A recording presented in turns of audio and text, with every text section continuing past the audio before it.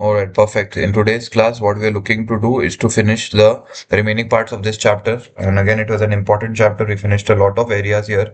Yesterday, finished EOQ, EBQ also. So now let's look into the next part, that is control procedure to minimize discrepancies and losses. कि हम ऐसा क्या system रखें जिससे हमारा जो भी लॉस है या कुछ भी डिस्क्रिपेंसी है, मतलब खराबी, या हम इन्वेंट्री को काउंट नहीं कर पाए, ऐसा कुछ भी अगर दिक्कत हो तो कैसे उसको एकदम मिनिमाइज कर पाए, पर कैसे हम लोग उस चीज को एकदम मिनिमाइज कर पाए। Let's look into that. ठीक है, व्हाट इट रियली मींस कि इन्वेंट्री में पहले तो बहुत पैसा लगता है, लेबर भी लगता है। ठीक है, so companies need controls to stop losses, theft and mistakes. ठीक है, कंपनी चाहती है कि कुछ भी लॉस हो, थेफ्ट हो, मिस्टेक्स हो, वो कम से कम हो। तो what the company wants, it wants to minimise, it wants to minimise discrepancies and losses. What does the company want to do, वो चाहती है कि इन्वेंट्री के केस में जो डिस्क्रिपेंसीज एंड लॉसेस है वो मिनिमाइज हो जाए। ठीक है, so inventory costs a lot of money plus the labor to manage. So companies need to control to stop losses, theft and mistakes. To minimize discrepancies and losses. Discrepancies and losses को अपने को एकदम minimize रखना है। ठीक है, that is what a company wants. तो सबसे पहले ये समझ में आ गया कि यार पैसा बहुत लग रहा है इन्वेंट्री में, तो कंपनी चाह रही है कि यार कम से कम हमारा लॉस हो, कम से कम हमारा कुछ नुकसान हो, क्योंकि पैसा बहुत लग रहा है। और जब पैसा ज्यादा लग रहा है तो थोड़ा मन में आता है कि यार चीज अच्छी से रहे। अभी जैसे कोई कार खरीदो, घर खरीदो, पैसा लगता है तो लगता है कि अच्छे से मेंटेन करें, उसको अच्छे से रखें, प्यार मोहब्बत से, और अच्छी कंडीशन में रहे। वैसे ही है यहाँ पे, कि इतना पैसा लग रहा है कि हम चाह रहे हैं कि अपना जो थेफ्ट है, कुछ डिस्क्रिपेंसीज है, लॉसेज है, वो कम से कम हो। कि क्यों हो, तो भी ऑनेस्ट, कोई चोरी क्यों करे मेरा इन्वेंट्री, इतना पैसा लगा हुआ है उसमें। ठीक है, so that is the meaning, that is the aim और the objective.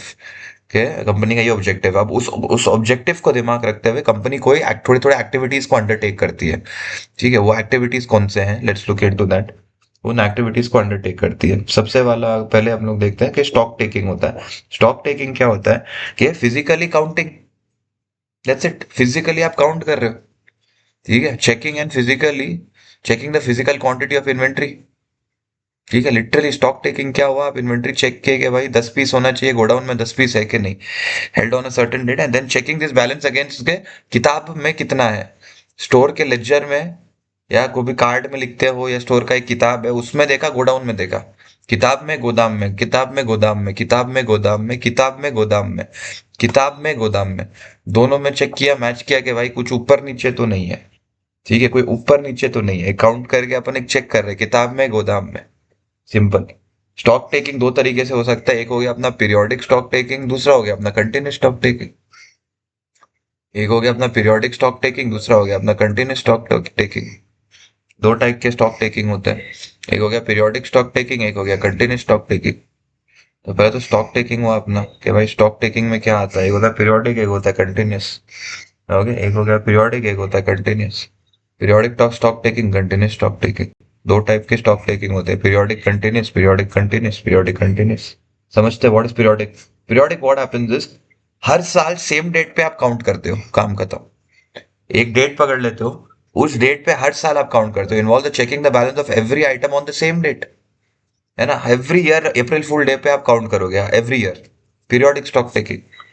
Continued stock taking क्या होता है कि पूरे साल अकाउंट चलते रहता है, एक एक एरिया का, एक एक एरिया करके जितने भी एरियाज है पूरे गोदाम में।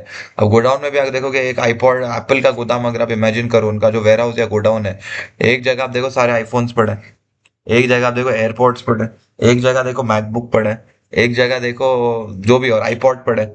तो बहुत सारे इन्वेंट्री के सेक्शन होते हैं, तो एक एक एरिया को काउंट करते जाते हैं, और पूरे साल में एक बार सारा एरिया काउंट हो जाना चाहिए, और जब हो जाता है बस खत्म। ठीक है, you count certain selected items on a rotating basis every day. ठीक है, तो specialist items are check at some items. क्या होता है, स्पेशलिस्ट टीम्स होती है, they check some items daily, and every item is has to be checked at least once per year, कम से कम सारा आइटम एक बार हो जाना चाहिए। तो यहाँ क्या करते हैं, काउंट एंड, यहाँ भी काउंटिंग ही है, पर आप क्या करते हो, एक रोटेटिंग बेसिस पे करते हो। ऊपर क्या था, एक दिन साल पे आप सारी चीजें को काउंट कर देते हो, या रोटेशन बेसिस पे चलता रहता है, रोटेशन बेसिस पे चलता है, यहाँ पे सेम डेट पे चलता है। स्पेशलिस्ट टीम होती है, they count certain items every day and each item at least एक बार पूरे साल में काउंट हो जाना चाहिए। ठीक है, पर अगर वैल्यूएबल आइटम है थोड़े ज्यादा बार होने चाहिए, तो वो रहता है कंटिन्यूस। पीरियोडिक में क्या, साल का एक दिन पकड़ा, अप्रैल फुल डे ऑफिस बन गया, पूरा काउंट कट गया, पीरियोडिक स्टॉक टेकिंग। कंटिन्यूस क्या हुआ कि एक एरिया को एक रोटेशनल बेसिस पे आप काउंट करते हो, तो ये कर लिया आज, कल ये, परसों ये, तरसों ये, फिर ये, फिर ये, फिर ये। पर जो वैल्यूएबल है उनको थोड़ा ज्यादा फ्रीक्वेंटली करते हैं। मिनिमम ये है कि सब कुछ एक बार साल के दौरान काउंट हो जाना चाहिए। That's it. ये हो गया। तो अब सब कर लिया आपने, काउंटिंग वाउंटिंग सब कर लिया, कुछ आपको डिफरेंसेस पता चल गए। ठीक है, कुछ भी डिफरेंसेस पता चल जाए आपको, any differences must be checked. कुछ भी अगर डिफरेंसेस आ रहा है आपको तो उसको इन्वेस्टिगेट करो कि भाई डिफरेंस आया तो आया कैसे। किताब में तो ये 200 दिखा रहा है, गोदाम में इसमें से 25 पड़ा है, कहाँ गया बाकी 100 जो भी 75, तो वो किधर है। तो इन्वेस्टिगेट करना पड़ेगा कुछ भी डिफरेंसेस आता है तो। ठीक है, और अगर किताब में कुछ अपडेट करना है तो किताब में आप अपडेट कर दो। In theory any differences must have reason through faulty recording, तो आप रिकॉर्डिंग सही कर लो, अपनी रिकॉर्डिंग को सही कर दो। ठीक है, फ्लैग प्रॉब्लम आइटम्स, जो प्रॉब्लम आइटम्स है उनको फ्लैग कर दो। Flag the problem items. What do you mean by flagging the proper problem items, कि कोई कोई इन्वेंट्री में थोड़ी ज्यादा दिक्कतें आती है, कोई कोई होता ही होता है। जैसे आप एमए में भी कोई टॉपिक्स होंगे शायद आपको थोड़ा सा लगेगा कि यार ये वाला में थोड़ा सा उतना फ्लो नहीं है। अगर आई हो पूरी कोशिश रहेगी कि नहीं हो, पर जस्ट गिविंग एन एग्जांपल, अगर लगे कि वो टॉपिक्स में आप ज्यादा ध्यान दोगे, सो एनी आइटम जो जान आपको लग रहा है एकदम स्लो मूविंग है, मतलब बिकता ही नहीं है, ये ऑब्सोलीट हो रहा है, खराब होते जा रहा है, तो उसको मैनेजमेंट के अटेंशन में लाना है कि भाई देखो आपका ये वाला माल बिक ही नहीं रहा है। ठीक है, तो आपकी इसकी इन्वेंट्री ओवर वैल्यूड हो सकती है इसमें, तो इन्वेंट्री आप कम करके लिखो, क्योंकि बिक ही नहीं रहा। जैसे माल नहीं बिकता नहीं बिकता नहीं बिकता, पड़ा है पड़ा है पड़ा है पड़ा है पड़ा है, बड़े बड़े उसकी वैल्यू खत्म होने लग जाती है धीरे धीरे। ठीक है, नेक्स्ट है management. Management will then decide whether these items should be disposed of and written off. फिर मैनेजमेंट का कॉल है कि क्या करना है, इस आइटम का तो फेंक दो या थोड़ा वैल्यू कम करके लिख दो, वो मैनेजमेंट डिसाइड कर लेगा। ठीक है, वो मैनेजमेंट का कॉल है। स्लो मूविंग आइटम्स का क्या होता है, those inventory which take a long time to speed used up, मतलब ये या तो यूज ही नहीं कर रहा है या बिक ही नहीं रहा है ये आइटम। ऑब्सोलीट आइटम्स क्या होता है, ये डेफिनेशन है दोनों का, स्लो मूविंग आइटम और ऑब्सोलीट आइटम का, ये कुछ ही नहीं है इधर, मतलब एक डेफिनेशन बताया। ऑब्सोलीट मतलब वो पड़े पड़े बेकार हो रहा है, और स्लो मूविंग मतलब ना यूज हो रहा है ना बिक रहा है। ठीक है, दैट्स इट। ठीक है, let's go to periodic and continuous year. High level क्या सिंपलिस्टिक मीनिंग समझ में आया वैभवी? Periodic stock taking में it is on the same date. Very good, And then continuous stock taking में it is on rotating basis. Super. कर लिया inventory count, कुछ mistakes आया तो फिर उसे इन्वेस्ट करेक्ट, लाइक इन्वेस्टिगेट करेंगे, सुपर। और फिर देखेंगे कि गलती किधर है, अगर किताब में गलती है तो उसे लाइक रिकॉर्ड करेंगे किताब को एडजस्ट कर and देंगे। then किताब में गलती है तो किताब को एडजस्ट कर देंगे, सुपर। ठीक है, फिर अगर कोई then स्लो फिर मूविंग और ऑब्सोलीट है तो उसे मैनेजमेंट को बोलेंगे वेरी कि ये गुड, आइटम नहीं बिक रहा है, वेरी गुड, या फिर लाइक इसकी स्टॉक कम कर दो क्योंकि पड़े पड़े खराब हो रहा है। फिर मैनेजमेंट ही डिसाइड करेंगे कि उसका क्या करना है। सुपर यार। So that is pretty much in a very practical way understanding stock taking का सिचुएशन है क्या। ठीक है, अब थोड़े और भी इशू आ जाते हैं जो अगर अपन जब लिटरली ग्राउंड में जाएंगे तब अपन को समझ में आएगा। तो वो सब का एक थोड़ा सा थियोरेटिकल वर्जन दिया है कि क्या क्या वो इश्यूज हो सकते हैं और उनके कंट्रोल्स क्या हो सकते हैं, क्या वो इशू हो सकते हैं और क्या उनके कंट्रोल हो सकते हैं। ठीक है, वो कौन से इश्यूज हो सकते हैं और उनके कौन से कंट्रोल हो सकते हैं, तो let's look into them and what can be the issues and what can be the controls. तो देखते हैं एक बार उनको कि क्या इशू हो सकता है, क्या कंट्रोल हो सकता है। सबसे पहला इशू है कि आप ऑर्डर कर रहे हो, गुड्स जो परचेज कर रहे हो आप ज्यादा दाम पे कर रहे हो, आपको वो मार्केट का आइडिया नहीं है। आप दिल्ली में हो, सरोजनी में हो, और वहां 2-2 हजार की आप टी शर्ट खरीद रहे हो, दूसरे लोग सेम टी शर्ट 200 में लेके जा रहे हैं।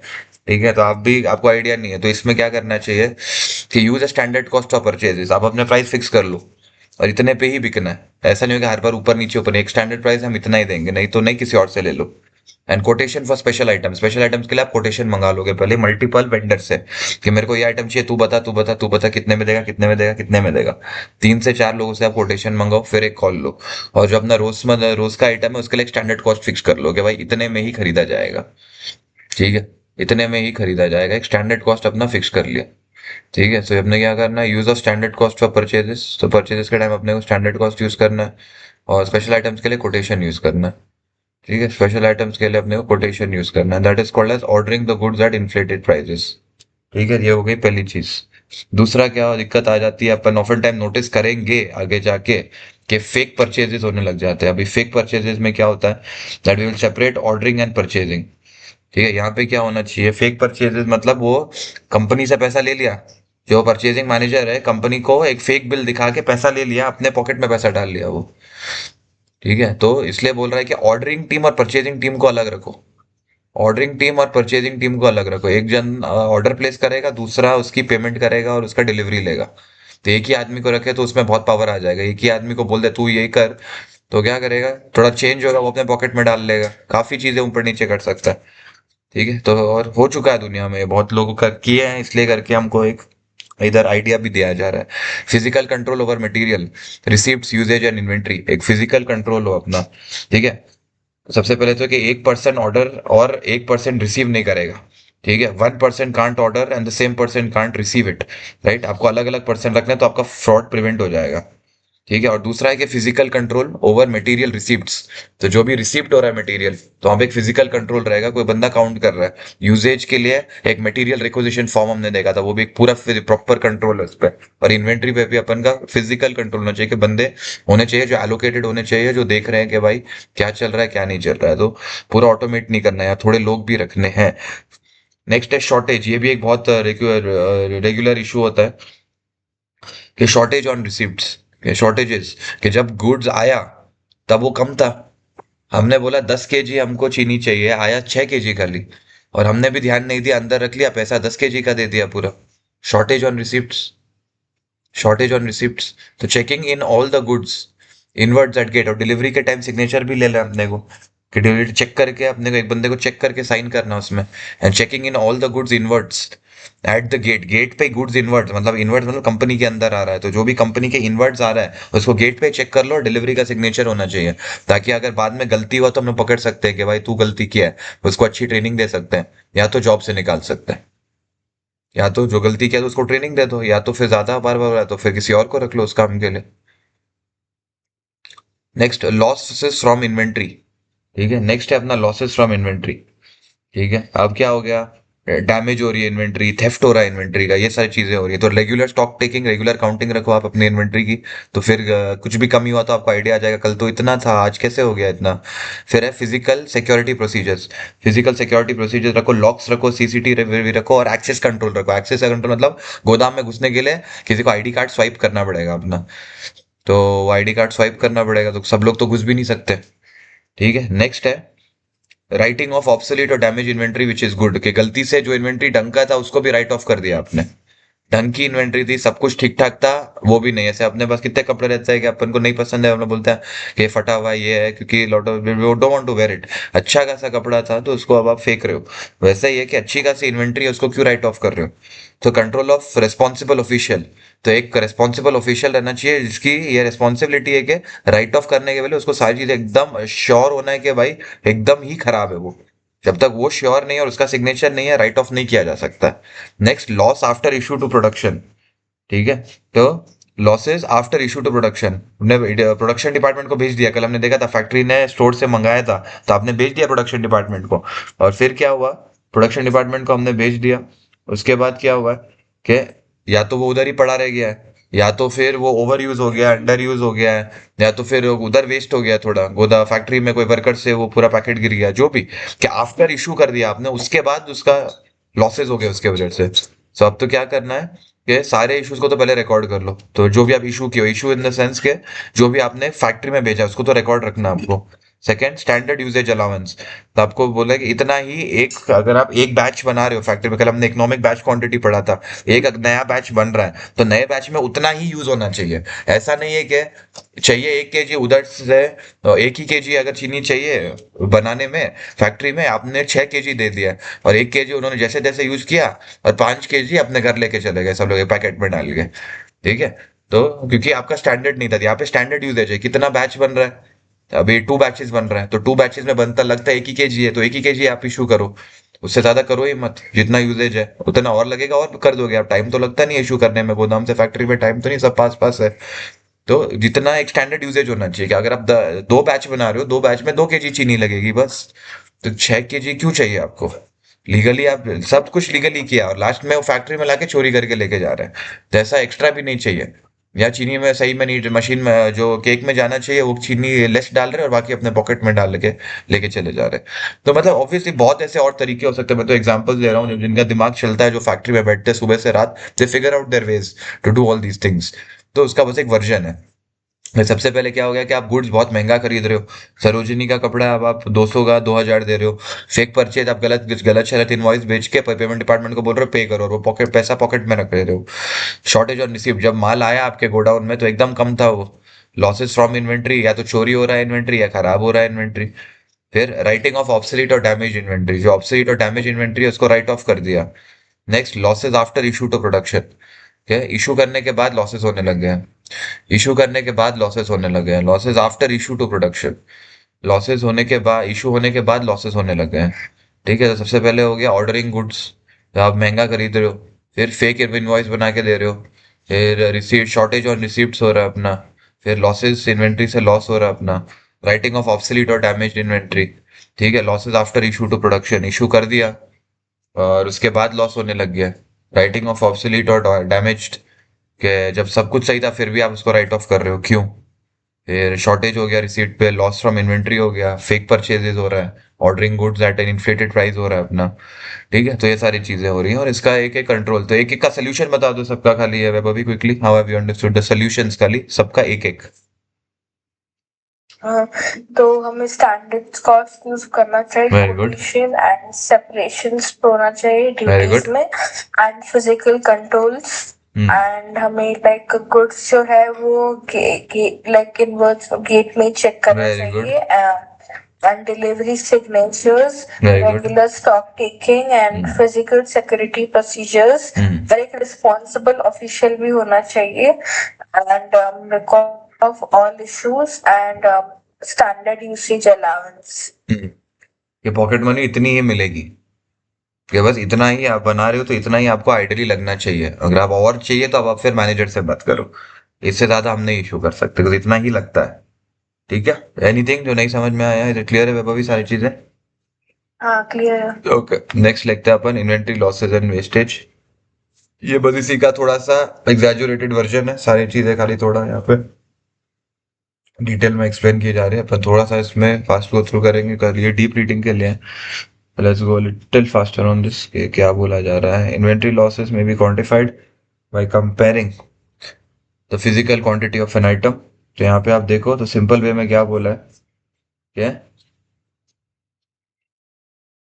इन्वेंट्री लॉसेज एंड वेस्ट, इनको समझते हैं कि फिजिकल काउंट जो है और बिन का जो कार्ड है, दोनों को बैलेंस कर रहे हो। और अगर फिजिकल काउंट आप कर रहे हो और बिन कार्ड में ज्यादा है, मतलब आपके रिकॉर्ड में ज्यादा है, तो इन्वेंट्री लॉसेस कब होती है? सबसे पहली चीज तो लॉस कब होती है? When by comparing the physical quantity जो तो गोदाम में पड़ा है with the balance record on the ledger, बस। लॉस आपको कैसे पता चलता है? कि जब दोनों में डिफरेंस आने लग जाए, किन दोनों में? जो गोदाम में पड़ा है वो, जो फिजिकल इन्वेंट्री जो गोदाम में पड़ा है वो, with the balance of the quantity recorded on the card और द लेजर। ठीक है, जो गोदाम और जो किताब, गोदाम और किताब में अगर डिफरेंस है तो लॉस होने के चांसेस है। ठीक है, अब लॉस का भी 2 कैटेगरी होता है। ठीक है, एक होता है आपका those which occur because of theft, pilferage, damage, मतलब खराब हो गया या चोरी हो गया या डैमेज हो गया या सिमिलर, उन सी कैटेगरी में। ठीक है, and those which occur because of the breaking of bulk received into smaller quantities. अब आपको बल्क में आया था, आप उसको स्मॉलर स्मॉलर क्वांटिटीज में डाल रहे थे और उसमें क्या हो गया कि खराब हो गया। ठीक है, for example cutting cloth, cloth को आप छोटे छोटे क्वांटिटीज में कर रहे थे और फिर उसमें खराब हो गया। स्पिलेज ऑफ सीमेंट, सीमेंट एक साथ आया था, उसको अलग अलग अलग रख रहे थे अलग अलग साइड्स में, फिर उसमें से एक आध पैकेट फट गया और वो पूरा वेस्ट हो गया। तो वो होता है 2 तरीके से होता है। एक में पूरा अपना नॉर्मल कैटेगरी आ जाता है, चोरी हो गया, डैमेज हो गया, पिल्फरेज आ गई उस पे, मतलब वो बड़े बड़े खराब हो गया, सड़ गया। या वही कैटेगरी में जो भी और आता है, एक वो हो गया। दूसरा हो गया कि जब आप बड़ी क्वांटिटी में खरीदे और उसको छोटे छोटे पार्ट्स में कर रहे थे, उस करने के दौरान उसमें तो कोई ना कोई में डैमेज हो गया, खराबी आ गई, तो वो दो दूध मेथड हो सकता है। Second, it is the second of these which are commonly refer to as waste. ये तो सेकंड वाला मेथड है, जब अपन बड़े क्वांटिटी से छोटे क्वांटिटी में एलोकेट कर रहे थे उसको वेस्ट का दर्जा दिया जाता है। तो उसको एक पहला वाला तो इन्वेंट्री लॉस हो गया अपना, चोरी हो गया, डैमेज हो गया, पिलफरेज हो गया, वो लॉस की कैटेगरी में आएगा। बट ये अपना वेस्ट की कैटेगरी में आएगा। ये जो है ये अपना वेस्ट की कैटेगरी में आएगा। It is the second of these which are most commonly known refer to as waste. So ये आता है अपना, this comes under the waste category. ये आता है अपना वेस्ट कैटेगरी के अंदर। ठीक है, this comes under the waste category. Whereas the first case of theft, pilferage, damage and similar issues, right, all this comes under the loss category. But ये जो breaking bulk into smaller उसमें waste category। ठीक है, this is done। Next, inventory losses may be written off against profit as soon as they occur। ठीक है, जो भी inventory losses हैं they must be written off against profit as soon as they occur। ठीक है, तो जब भी इन्वेंट्री लॉस होता है, अकाउंटिंग ट्रीटमेंट क्या है कि जो जो भी आपका लॉस हो गया, लॉस और वेस्ट अब क्लियर है, जो भी लॉस हो जाता है वो इमीडिएटली एक्सपेंस दिखा दो पीएनएल में। जो भी लॉस होता है उसको इमीडिएटली एक्सपेंस दिखा दो पीएनएल में। Okay, must be written off as profit as soon as they occur. जैसे ही वो होता है उसको पीएनएल में एक्सपेंस दिखा दो। ठीक है, एज सून एज दे अकर उसको पीएनएल में एक्सपेंस दिखा दो। जैसे ही लॉस हुआ उसको पीएनएल में एक्सपेंस दिखा दो। The investigation should be made of the cause. ठीक है, उसको पीएनएल में एक्सपेंस दिखा दो। ठीक है, जो भी हुआ उसको पीएनएल में एक्सपेंस दिखा दो। Inventory losses must be written off against profits as soon as they occur. जैसे वो होते हैं उनको पीएनएल में एक्सपेंस कर दो। सिंपल, पीएनएल में expense, PNL expense, PNL expense. ठीक है, तो व्हेन वेस्ट अकर, लॉस हुआ तो आपको पता चल गया कि पीएनएल में डालना है। ठीक है, लॉस हुआ तो कहाँ डालना है वैभवी? PNL। पीएनएल में एक्सपेंस। अब बता रहे जब वेस्ट होता है तो क्या करना है। तो अब बोलते हैं वेस्ट, वेस्ट को हैंडल करने के दो तरीके हैं। सबसे पहला, occurs at the breaking, हमको पता है कब होता है waste. It is reasonable to expect that first waste could be the extent of such waste could be estimated in advance based upon past records। either of two treatments can be used। आपके पास दो treatment है waste के लिए, दो treatment है अपना। क्या क्या ट्रीटमेंट है वेस्ट के लिए? सबसे पहला, issue the continue to issues continue to be made at the price without any adjustment. Price में कुछ मत एडजस्टमेंट करो। अब जो प्राइस था वो प्राइस था। And the difference at the end of the period is return of. Last में जितना भी टोटल वेस्ट हुआ उसको खाली खर्चा दिखा दो पीएनएल में। जैसे हम लोग इन्वेंट्री लॉस को खर्चा दिखाते हैं, इसको भी पीएनएल में खर्चा दिखा दो। पहला वो कर दो। दूसरा क्या है कि इशू प्राइस आप बढ़ा दो। ठीक है, इशू प्राइस आप थोड़ा सा महंगा कर दो। जो इशू प्राइस है उसको थोड़ा सा बढ़ा दो, क्योंकि अब यार इतना बर्बाद हो गया आपका माल। तो आप सोचो, अब जितना माल है उसे मेरे को कवर अप करना पड़ेगा। ठीक है, तो जितना पहले इतना सारा बेच के अपन और उतना पैसा बना लेते हैं। अब क्या, थोड़ा माल वेस्ट हो गया आपका। आपका थोड़ा माल वेस्ट हो गया तो अब आप ज्यादा महंगा बेचने लग गए। बाकी जो माल है अब वो ज्यादा महंगा बेचने लग गए to compensate for the loss. पहला है कि उसको भी खर्चा दिखा दो। ठीक है, अब बर्दाश्त कर लो थोड़ा कि अब खर्चा हो गया, हो गया। तो कलेजे पे पत्थर रख के वो बर्दाश्त कर लो कि हो गया, आप कुछ नहीं कर सकते। दूसरा क्या है कि आप अपना महंगा इशू करने लग जाओ। जो आगे आप बेचोगे जिससे आपके पैसे आएंगे अंदर, वो महंगा इशू करने लग जाओ। क्यों महंगा इशू करो भाई? महंगा इसीलिए इशू करो ताकि आपका वो कॉम्पनसेट हो जाए, जो भी खर्चा हुआ था वो कॉम्पनसेट हो जाए। ठीक है, तो एकदम सिंपल अकाउंटिंग ट्रीटमेंट है। इन्वेंट्री लॉस में क्या करना है, पीएनएल में लिख दो। वेस्ट में क्या करना है, पीएनएल में लिख दो। हाउएवर वेस्ट में एक और तरीका है कि माल अपना फिर महंगा बेचो। अब दैट्स इट, इशू प्राइस महंगा कर दो। That's it. ठीक है, लेट्स डिफरेंशिएट क्विकली यार। अभी लॉस क्या हुआ, वेस्ट क्या हुआ और उसका अकाउंटिंग ट्रीटमेंट क्या हुआ? तो लाइक लॉस को लाइक कैलकुलेट ऐसा करते हैं, लाइक फिजिकल क्वांटिटी को मैच करते वेरी हैं गुड। जो बिन कार्ड वगैरह जो है उसके साथ। ठीक है, एंड जो वेस्ट है वो basically like may be because of theft, damage हो गया या फिर कुछ भी लाइक हो गया लाइक, तो उसमें उसे वेस्ट बोलता है। एंड जो इन्वेंट्री जो लॉस होता है वो लाइक हमें रिटर्न ऑफ करना होता है। पीएनएल में एक्सपेंस दिखा दिए, परफेक्ट। पीएनएल, हाँ, बट पीएनएल में एक्सपेंस दिखा के। एंड वेस्ट को दो कैटेगरीज में हम लोग लाइक कर सकते हैं। लाइक ये भी the first one can be like PNL में रिटर्न ऑफ करके, या फिर इशू का price, second will be the issue को प्राइस को जो है वो बढ़ा के। Done, perfect. ठीक है, एग्जांपल दिया, सपोज 100 मीटर का क्लॉथ है, आपने $99 में खरीदा था। द एस्टिमेटेड लॉस, जब आप कट कर रहे थे तो आपका 1% बर्बाद हो गया। जब कपड़े को भी कट करते थोड़ा कपड़ा तो वेस्ट हो ही जाता है, तो वैसे 1% बर्बाद हो गया। तो the issue price is based on the expected issues of 99 metres. तो आप क्या कर रहे हो, 99 मीटर्स का जो प्राइस है Now, $1 per meter rather than the pricing the copper at the issue price of 0.99 per meter. तो अब 0.99 पर मीटर आइडियली करते, पर अब उसको आप $1 पर मीटर पे बेचने लग गए। ठीक है, जो आप आइडियली आपको 0.99 पर मीटर पे आप बेचते, आप कितने पे बेचते? 0.99 पर मीटर पे। अब कितने पे बेचोगे आप? $1 पर मीटर पे बेचोगे आप। क्यों बेच रहे हो? क्योंकि थोड़े बर्बाद हो गया तो उसका कॉम्पनसेट करने के लिए। ओके, उसको कॉम्पनसेट करने के लिए। तब आप क्या करोगे? 0.99 पर मीटर पे आप बेचते हैं, उसकी जगह आप $1 पर मीटर पे बेचने लगोगे। 0.99 पर मीटर पे जो बेचते हैं आप, वो $1 पर मीटर पे बेचने लगोगे। आप कितने पे बेचने लगोगे? $1 पर मीटर। जो 0.99 पर मीटर पे बेचते हैं, उसका आप $1 पर मीटर पे बेचने लगोगे। 0.99 पर मीटर पे आप बेचते हैं, उसको $1 पर मीटर पे आप बेचने लगोगे। क्यों? To compensate for the loss. क्यों? To compensate for the loss. ठीक है, लॉस को कॉम्पनसेट करने के लिए, जिसको आप $0.99 पे बेचते हैं, उसको आप $1 पे बेच रहे हो, क्योंकि आपका लॉस हो गया स्टार्टिंग में 1% का। काम खत्म, डन, फिनिश्ड। ठीक है, दैट्स ऑल इट इज। जिसको आप $0.99 पे बेचते हो, उसको $1 पे बेच रहे हो। ठीक है, चलो, that is done. Now valuing inventory. Inventory का वैल्यू करने के दो तीन मेथड है अपने। लीफो अब अलाउड नहीं है, लीफो अब आउट ऑफ आईएफआरएस में अलाउड नहीं है। तो अपना एफको है और फीफो है। ठीक है, फीफो है और एफको है, तो ये एक सम करके मैं आपको बता दूंगा कैसे करना है ये वाला। इलिस्ट्रेशन 8 देखते हैं। 1 मार्च। ठीक है, हाँ, तो इसमें क्वेश्चन रख लेता हूँ। ये करके मैं दिखा देता हूँ, तो फिर आपको कॉन्फिडेंस आया कैसे करना है। तो ओपनिंग बैलेंस है अपना, 1 मार्च को ओपनिंग बैलेंस है अपने पास 10 यूनिट पड़ा है, एक का दाम 2 है, 10 का दाम 20 है। तो ये आपका ओपनिंग बैलेंस हो गया। ठीक है, 10 का ये आपका बैलेंस था, 2 यूनिट प्राइस था, 20 हो गया टोटल, ये हो गया ओपनिंग बैलेंस। ठीक है, अब 2 मार्च को क्या हुआ? 70 आए। सबसे पहले क्या हुआ वो देखना है, रिसीप्ट हुआ है, मतलब आपने पाया है, इसको इशू नहीं किया, आपने रिसीप्ट किया है। तो रिसीप्ट के अंदर लिखा जाएगा ये 70 एट द प्राइस ऑफ 2.2। तो 70 आया एट द प्राइस ऑफ 2.2, 154। तो अब ऊपर वाला और नीचे मिला के टोटल कितना हो गया आपके पास? 174 का माल पड़ा आपके पास। ठीक है, इतना क्लियर है एक बार वैभव भी? ओपनिंग और 2 मार्च क्लियर है, व्हाट इज हैपनिंग? Yes. ठीक है, ओपनिंग अपना था, फिर से बता देता हूँ, बैलेंस में आ गया Sir, direct. your voice is breaking. Breaking, ठीक है, एक सेकेंड।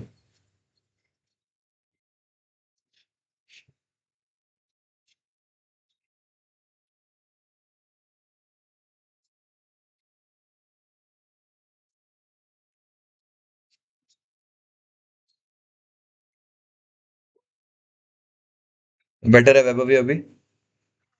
Okay, perfect. सबसे पहले क्या हुआ? ओपनिंग था अपना, और जैसे अपना ओपनिंग था, जो अपना ओपनिंग था, सबसे पहले अपना ओपनिंग था, और जो ओपनिंग था वो इधर आ गया। देखो, बैलेंस में हर एंट्री बैलेंस में आएगा। देखो, पहले आप आउटलाइन समझो। जो रिसीप्ट है वो रिसीप्ट में दिखेगा। ठीक है, और जो इश्यूज है वो इश्यूज में दिखेगा। जो रिसीप्ट है रिसीप्ट में दिखेगा, और जो इश्यूज है वो इश्यूज में दिखेगा। ठीक है, जो रिसीप्ट है रिसीप्ट में दिखेगा, जो इश्यूज है वो इश्यूज में दिखेगा। जो रिसीप्ट है वो रिसीप्ट में दिखेगा, जो इश्यूज है वो इश्यूज में दिखेगा। पर सारे आइटम्स बैलेंस में जाएंगे। बैलेंस में कुछ नहीं चुकेगा। ये भी बैलेंस में आ गया, ये रिसिप्ट भी बैलेंस में आ गया, ये इशू भी के बाद जो बैलेंस था वो भी आ गया, फिर एक रिसिप्ट बैलेंस में आ गया, और रिसिप्ट इशू के बाद जो बचा था वो भी इधर आ गया। तो देखो, बैलेंस में हर आइटम आएगा। ठीक है, बट जो रिसिप्ट है वो सिर्फ रिसिप्ट में आएगा, इशू सिर्फ इश्यूज में आएगा। पर सारी चीजें बैलेंस में आएंगी। बैलेंस बस आपका टोटल जैसा कॉलम हो गया। ठीक है, आउटलाइन समझ में आया यहाँ पे वैभवी कैसे बन रहा है ये? हाँ सर। ठीक है, अब साथ साथ करते रहते हैं तो एक बार में आपको पूरा समझ में आ जाएगा फीफो का क्या लॉजिक रहेगा यहाँ। ठीक है, स्टार्टिंग से मैं लेता हूँ यहाँ पे। पहले आया अपना ओपनिंग बैलेंस 1 मार्च का, अपनी ओपनिंग क्वांटिटी, अपना यूनिट कॉस्ट टोटल कर लिया। ये देखो, 10, 2, 20, काम खत्म। ये जो 10, 2 दिया था, 10, 2 और 20 हमने ऐड कर दिया। कैसे? 10 × 2। ठीक है, तो ओपनिंग बैलेंस एकदम क्लियर है। नेक्स्ट आते हैं रिसिप्ट्स पे। रिसिप्ट्स का क्या सीन है? 2 मार्च को हुआ था, ठीक है भाई, डेट डाल दी। फिर क्या हुआ था? 70 आए। पहले क्या हुआ? रिसिप्ट हुआ तो रिसिप्ट में लिखूंगा। कितने आए? 70 आए। कितना प्राइस? 2.2, टोटल 154। तो कितना माल है मेरे पास? टोटल 174 का माल है, काम खत्म। फिर क्या हुआ? इशू हुआ। चलो, इशू 3 मार्च को हुआ, तो ये रहा 3 मार्च। 3 मार्च को इशू हुआ। कितना इशू हुआ भाई? 40 इशू हुआ। ठीक है, 40 इशू आ गया 3 मार्च को। Yes, 40 is issued. ठीक है, तो जब 40 टोटली 40 इशू हुआ है, तो अब क्या होगा, अपने पास दो बंडल पड़े हैं, एक 10 का बंडल पड़ा है, एक 70 का बंडल पड़ा है। ये 40 किस बंडल से दूं, क्योंकि हम लोग फीफो कर रहे हैं, फर्स्ट इन फर्स्ट आउट कर रहे हैं। तो पहले सबसे पहले जो बंडल आया था उससे हम लोग बेचेंगे। तो पहले ये 10 का बंडल पूरा खत्म करके इसको पूरा इससे दे दिया माल। तो 10 बंडल 2 के प्राइस पे 20 गया। फिर बाकी इनको तो 40 चाहिए, 10 तो चाहिए नहीं, तो जो बाकी 30 है वो 70 से निकाल लिया और इस रेट पे, और ये टोटल 66 हो गया। तो ये हो गया अपना 86। अब बाकी कौन से बंडल में कितना बचा, 10 तो पूरा ही खत्म हो गया। तो बैलेंस क्या है, 40 के बंडल में 2.2 बचा है, टोटल वैल्यू 88। ठीक है, इसको बोलते हैं फीफो। जो पहला आया था उससे पहले वो बंडल पहले खुलेगा। जब कस्टमर आता है, जो बंडल पहले खरीदा गया था वो बंडल पहले खुलेगा उस कस्टमर को माल देने के लिए। तो यहाँ पे ओपनिंग बैलेंस सबसे पहले आया था, तो वो खुलेगा और वो बिक जाएगा। उसी में 40 हो जाते तो अपन अगला बंडल खोलते ही नहीं। तो उस बंडल में थे ही 10। तब अगला बंडल आ रहा है, 70 का बंडल है, उसमें अब उसको 70 का 70 तो चाहिए नहीं, उसमें सिर्फ 30 निकालेंगे और फिर इसको इशू कर देंगे। फिर जो बचा वो हो गया अपना 40। ओके, वो हो गया अपना 40, काम खत्म। ठीक है, let's make sense of this.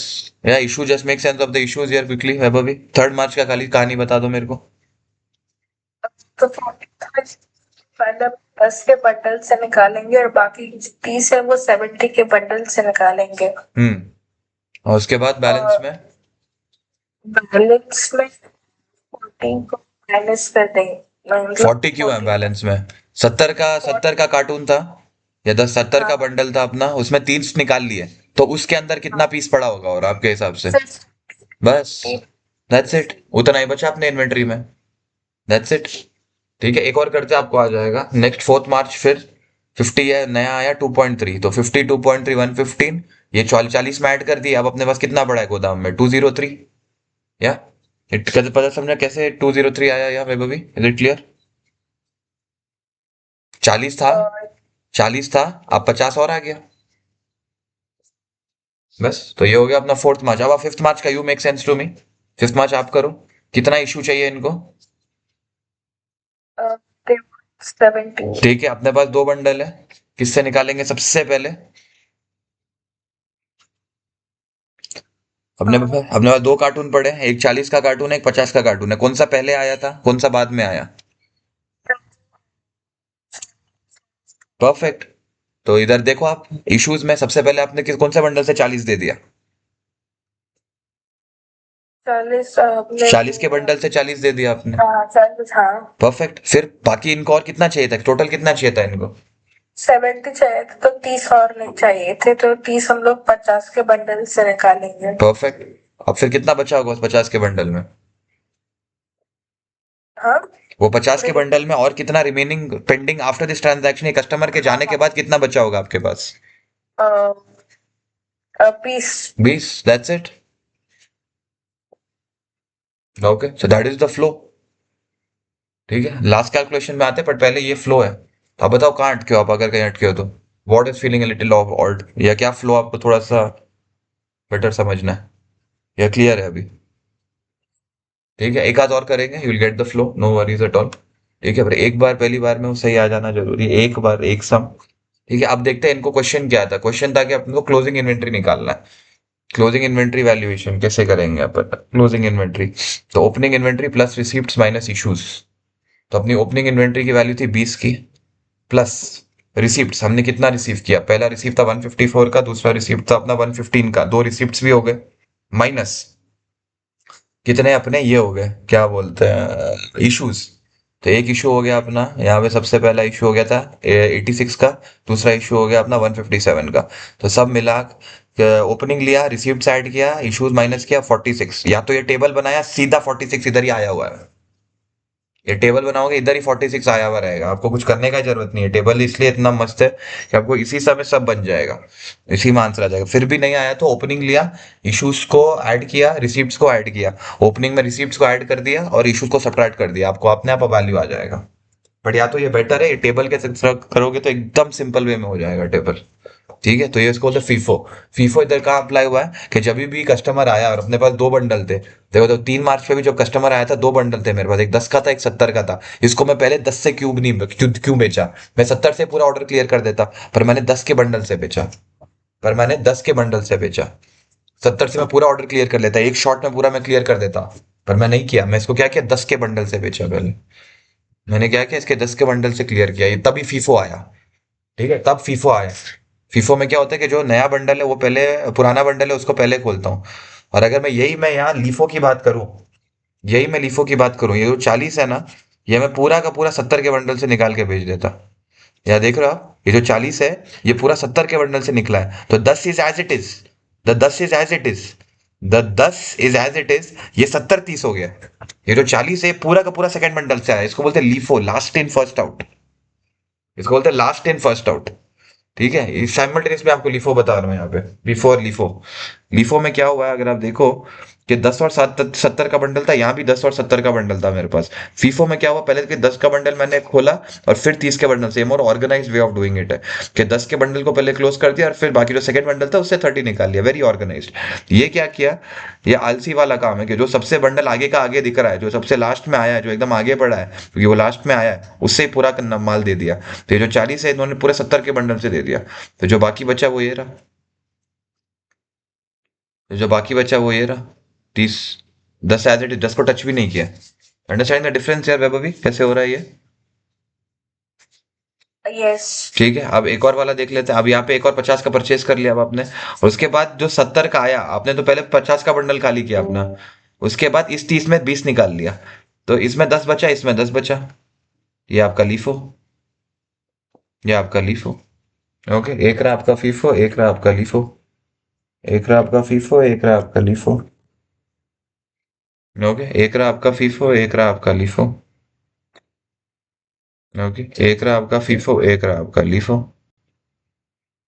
Okay, एक रहा आपका फीफो, एक रहा आपका लीफो। ओके, ठीक है, करते हैं बस। इसे बस इमीडिएटली मैं आपको डिफरेंस दिखा रहा हूँ कि फीफो और लीफो कहाँ अप्लाई हो रहा है। कि फीफो में आप क्या कर रहे हो, क्या आप अपना पुराने बंडल पहले खत्म कर रहे हो फिर नया बंडल रख रहे हो। लीफो में क्या हो रहा है, पुराना बंडल कर रहे हो, नए बंडल रख रहे हो। लीफो में क्या हो रहा है, इज दैट लीफो में आप अपने नए बंडल से पहले बेच रहे हो, पुराना बंडल पड़ा है। नए बंडल से बेच रहे हो, पुराना बंडल पड़ा है।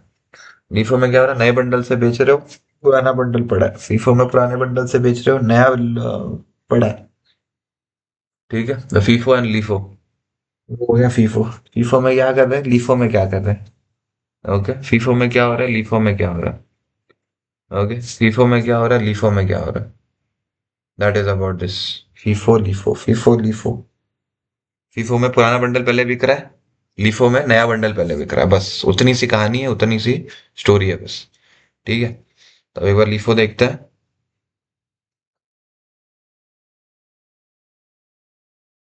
ठीक है, एक बार लीफो समझते हैं इधर। लीफो में क्या हो रहा है, लीफो में ये देखो, सबसे पहले नया परचेज आया 10 to 20, आपका भी आया 10 to 20, क्वेश्चन के साथ सेम ही क्वेश्चन है। ठीक है, क्वेश्चन सेम है तो यहाँ भी सेम लिखोगे आप, 10 to 20 लिखोगे यहाँ पे। 2 मार्च को नया इश्यू रिसिप्ट आया तो रिसिप्ट को रिसिप्ट में लिखोगे। 70 आया, 2.2 154, तो अभी कितना टोटल गोदाम में पड़ा है, दो बंडल पड़े, एक 10 का एक 70 का, टोटल वैल्यू 174 है। अब कस्टमर आया 3 मार्च को, उसको 40 चाहिए। अब क्वेश्चन है कि ये बंडल खोलूं या ये बंडल खोलूं। लीफो क्या बोलता है, नया बंडल खोलो। तो पूरा 40 आपने यही बंडल से इशू कर दिया। तब कितना बचा है वो होने के बाद, इसका प्राइस 2.2 था तो 2.2 पे आपने इशू कर दिया। अब क्वेश्चन आता है कि कितना बचा है। अब क्वेश्चन आता है कि कितना बचा है। 10 का बंडल, एक 10 का बचा, एक 30 का बचा है। एक 10 का बचा, एक 30 का बचा, एक 10 का बचा, एक 30 का बचा, एक 10 का बचा, एक 30 का बचा। इसको टोटल कर लिया, 10 का ये रहा, 30 का ये रहा, 10 का ये रहा, 30 का ये रहा, 10 का ये रहा, 30 का ये रहा। तो ये रहा 10 का बंडल, ये रहा 30 का बंडल। ये रहा 10 का बंडल, ये रहा 30 का बंडल। ठीक है, ये रहा 10 का बंडल, ये रहा 30 का बंडल। ठीक है, एक रहा 10 का और 70 का। ये है 10 का और 70 का। तो ये जो 10 है, 10 स्टेज एज इट इज। ये 70 में 40 चले गया, ये 70 में 40 चले गया। ये जो 70 है, ये 70 में 40 चले गया, कितना बचा, 30। ये जो 70 है, 70 में 40 चले गया, कितना बचा, 30। 70 में 40 चले गया, कितना बचा, 30। अब इतना बचा, फिर और नया परचेज कर लिया आपने, 50 और खरीद लिया, ये आ गया रिसिप्ट्स में। ये आ गया इधर भी 50 और। बट फिर नया कस्टमर है, उसको 70 चाहिए, तो पहले उसको 50 से दे दो, सबसे जो लास्ट गोडा हुआ आया था। ये आलसी वाला बंदा है, तो इसको जो सबसे आगे दिख रहा है उससे पहले बेच देगा, फिर उसके और पास में जो है उससे बेच देगा, फिर बाकी जो बता 10 और 10, 10 और 10। That's it, that's all this is. Okay, this is all there is.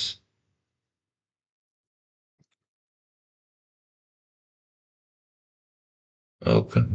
This is all there is.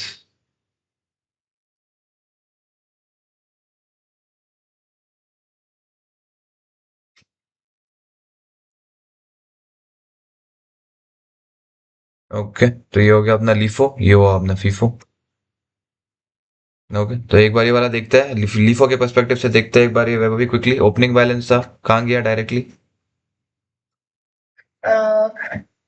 ये 10 वो उधर बैलेंस गया, वाले में गया, बैलेंस वाले में गया, बैलेंस टोटल बैलेंस में गया, वो जो ओपनिंग बैलेंस होता है पिछले साल का क्लोजिंग, इस साल के बैलेंस में चले गया। ठीक है, परफेक्ट। फिर सबसे फर्स्ट वाला देखते हैं, फर्स्ट डेट पे क्या हुआ था, 2 मार्च को। रिसीट्स हुए थे ठीक है। 70 यूनिट्स के, तो रिसीट साइड में गए सुपर।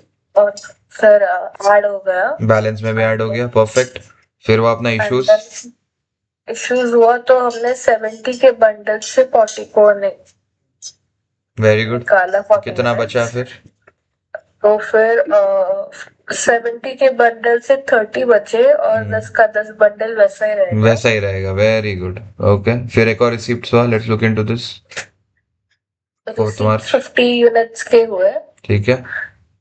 हाँ, तो फिर हाँ, फिर नेक्स्ट जो था इश्यूज था। ठीक है। ओके, वो सब ऐड होने के बाद ठीक है। इश्यूज हो गए 70 यूनिट्स का। तो फिर वो हमने क्या किया कि 50 के बंडल से पहले निकाला, वेरी गुड। एंड देन फिर हमने जो हमारा आई थिंक सो 30 का बंडल था, मतलब 70 के बंडल से 40 को निकालो, 30 बचे थे, 30 के बंडल में से 20 निकाला। Very good. एंड वो डाल के और फिर 30 जो बचे थे उसमें से 20 निकाल के 10 बचे थे, और प्रीवियस 10 बंडल जो कि ओपनिंग बैलेंस का था, यस, वो भी बच गया था। हाँ, सुपर यार, गुड जॉब। ये हो गया अपना फीफो लीफो। अब एडवांटेजेस देख लेते हैं एक बार, दोनों के अपने एडवांटेजेस है, दोनों के अपने डिसएडवांटेजेस है। फीफो की मैं बात करूं तो बहुत ही लॉजिकल है, इजी टू रिमेंबर है, इजीली अंडरस्टूड भी है, और इन्वेंट्री वैल्यूज हमेशा अप टू डेट रहती है, क्योंकि जो आपका जो भी क्लोजिंग इन्वेंट्री रहेगा ना वो लेटेस्ट वाला रहेगा हमेशा। जो आपका क्लोजिंग इन्वेंट्री रहेगा ना वो हमेशा लेटेस्ट वाला रहेगा। यहाँ पे क्या है, आपका जो क्लोजिंग इन्वेंट्री है ना वो हमेशा लेटेस्ट वाला रहेगा। यहाँ पे क्या होगा, जो भी आपका क्लोजिंग इन्वेंट्री है ना वो लेटेस्ट वाला रहेगा। ठीक है, कैसे रहेगा, क्योंकि जो भी पुराना था वो तो बिक गया सब, फीफो है, पुराना तो सब आप बेच दोगे, तो सो जो जो आपके गोदाम में रहेगा वो समय एकदम अप टू डेट इन्वेंट्री रहेगा, वो बहुत अच्छी चीज है। और वही लीफो का डिसएडवांटेज रहेगा। लीफो में क्या रहेगा, जो आपकी इन्वेंट्री रहेगी वो अप टू डेट नहीं रहेगी, वो आउट ऑफ डेट रहेगी, क्योंकि वो पुरानी पुरानी इन्वेंट्री है। सोचो ये कब का माल है, 5 मार्च को ओपनिंग, पिछले साल का माल स्टिल अभी तक आपकी इन्वेंट्री में पड़ा, तो ये अप टू डेट नहीं रहने वाली inventory, it might be out of date. ठीक है, issue price up to date रहेगा, वो इधर का फायदा है कि जिस प्राइस पे आप इशू कर रहे हो वो अप टू डेट रहेगा, क्योंकि आप सबसे लेटेस्ट माल बेच रहे हो। यहाँ पे आप इशू पुराने प्राइस पे कर रहे हो, तो ये वो इसका डिसएडवांटेज हो जाएगा कि आप जो इशू कर रहे हो वो पुराने माल पे भी इशू कर रहे हो आप। ठीक है, वही पुराने माल पे इशू कर रहे हो। ठीक है, ये हो गया। Not usually accepted to the HM revenue and customs, HM revenue and customs and accounting standards, तो लीफो है, it's not that acceptable. LIFO अब तो यूज ही नहीं होता है एफआरएस में, लीफो तो अब यूज ही नहीं होता है एफआरएस में, तो उसके समझाने ही नहीं है, बट एटलीस्ट आपको कंपैरेटिव स्टडी के लिए दे रहा है। और मोर और लेस अब तो एकदम भी एक्सेप्टेबल नहीं लीफो, सिर्फ अभी 2 ही मेथड होता है, आप देखो कि एफआर और एसबीआई टेक्स्ट बुक में लीफो का जिक्र भी नहीं है। ठीक है, तो ये है एडवांटेज। एडवांटेज क्या है, इशू प्राइस हमेशा अप टू डेट रहेगा, पर इन्वेंट्री प्राइस इसका पुराना रहेगा। और जब प्राइस राइज हो रहा है, in times of rising prices reported profits are reduced. Okay, जब प्राइस बढ़ते जा रहा है तो आप देखोगे कि आपका प्रॉफिट कम होगा, क्योंकि आप हमेशा महंगे माल पे ही बेचोगे, सारा महंगा महंगा माल आप बेचते रहोगे, क्योंकि लीफो कर रहे हो, प्राइस बढ़ रहा है, तो जो भी आप नया भी खरीदते जा रहे हो वो महंगे प्राइस पे आ रहा है, और पहले वही बेच रहे हो आप, तो आपका जो इशू कॉस्ट है वो इतना हाई है कि आपका प्रॉफिट बहुत कम हो जाएगा। ठीक है, तो मान लो अगर अब आप आज आप खरीदे एक, वो 5 रुपए पे आ गया, कल खरीदे 6 रुपए पे आ गया, परसों खरीदे 7 रुपए पे आ गया। अब जब पहला कस्टमर आएगा तरसों, तो उसका आप 7 रुपए का माल बेचोगे, और जब आप इतना महंगा माल बेच रहे हो तो आपका मार्जिन भी कम रहेगा। सेलिंग प्राइस आपका मान लो 10 पे फिक्स्ड है, और आपको 7 वाला माल उसको बेच रहे हो तो आपका प्रॉफिट सिर्फ 3 रहेगा। अब उसको 6 वाला माल बेचोगे तो आपका प्रॉफिट 4 रहेगा, आपको 5 वाला माल बेचोगे तो आपका प्रॉफिट भी 5 रहेगा। तो डिपेंड्स कि आप कितने का माल बेच रहे हो उसको। तो that is the advantage disadvantage of LIFO. LIFO में क्या, इशू प्राइस हमेशा अप टू डेट रहता है, पर आपका inventory out of date value पे रहेगा, और ये नॉट एक्सेप्टेबल है, एचआर रेवेन्यू ये फॉलो नहीं करते सिस्टम, और रेवेन्यू वाले और अकाउंटिंग स्टैंडर्ड्स भी अब अलाउ नहीं करती है ये। ठीक है, कॉस्ट का कंपैरिजन करना भी बहुत डिफिकल्ट रहेगा यहाँ पे। तो ये डिसएडवांटेज है लीफो के। एडवांटेज क्या है, इशू प्राइस हमेशा अप टू डेट रहेगा, और जब प्राइस बढ़ रहे हैं तो आपका प्रॉफिट रिड्यूस्ड रहेगा, reported profits will be reduced. तो ये हो गया लीफो का। फीफो की मैं बात करूँ, बहुत लॉजिकल है, बहुत इजी है। इन्वेंट्री प्राइस हमेशा अप टू डेट है, क्योंकि लेटेस्ट इन्वेंट्री गोदाम में आपके, और एक्सेप्टेबल मेथड भी है। दिक्कत की क्या बात है, यहाँ भी कंपैरिजन डिफिकल्ट है, देखो दोनों में कंपैरिजन बोल रहे डिफिकल्ट है, कंपैरिजन इज डिफिकल्ट। और जब प्राइस बढ़ रहा है तो हमेशा आपका प्रॉफिट हाई रहेगा, क्योंकि देखो जब प्राइस बढ़ रहा है, जब भी प्राइस बढ़ रहा है, आप क्या कर रहे हो, पुराना माल बेच रहे हो।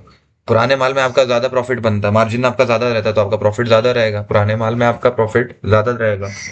पुराने माल में आपका प्रॉफिट ज्यादा रहेगा, पुराने माल में आपका प्रॉफिट ज्यादा रहेगा। In times of rising prices reported profits are high. In times of rising profits the reported profits are high. ठीक है, in times of rising prices the reported profits are high. Okay, in times of rising prices your reported profits are high. जो भी आपका reported profit है that is very high in times of rising prices. तो जो भी reported profits है that is very high, क्योंकि आप पुराना माल बेचो जो सस्ते में आया था। नया वाला माल तो अब महंगा है, क्योंकि बोले प्राइसेस आर राइजिंग, तो नया माल है सब महंगा है, पुराना प्राइस सस्ता था आपका, तो अब आप ओवर प्राइस पे बेच रहे हो सब। ठीक है, दैट इज अबाउट दिस। आज क्या करना है भाई, सारे ये इसके सम्स एक बार आप एक नोटबुक में करो, लिफो फीफो के, ये इलस्ट्रेशन में भी जो है, और जो एग्जाम किट में मिल जाएंगे आपको इसके डेफिनेटली, लिफो फीफो के। ठीक है, तो एक बार ये वाला आपका हैंड्स ऑन हो जाएगा तो फिर मैं